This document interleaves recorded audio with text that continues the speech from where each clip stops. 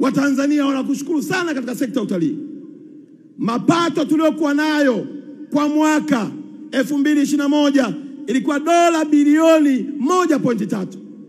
Chini ya uongozi wako ukaamua kuingia msituni, wewe mwenyewe ukawa tour guide namba 1, ukahakikisha naenda duniani kuambia waje waone vivutio vilivyo Tanzania. Leo hii Tanzania tumevuka malengo ya watu tuliowatarajia kutoka kwenye hesabu tulizokuwa nazo mpaka milioni 5.2. Hapa ninapoongea tunazo fedha za kigeni bilioni 3.9, ongezeko la mapato kwa kazi inayotua.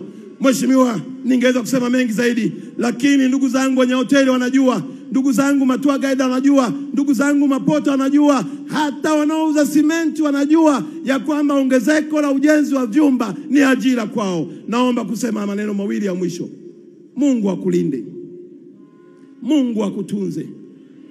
Na moja ya sifa yako, hauko tayari kuchokozeka kwa sababu unaitazama Tanzania iliyo bora zaidi chini ya uongozi wako. Tunakutakia kila laheri. Kanda ya Ziwa inakupa kula, kanda ya Kaskazini inakupa kula, Tanzania tunakupa kula, na kesho mapema. Mheshimiwa, hivi unavyoniona mimi, baada ya hapa naingia kwenye ndege, na sasa hivi kutoka Arusha kuja Mwanza tuna ndege yetu ya moja kwa moja. Hatupotezi muda.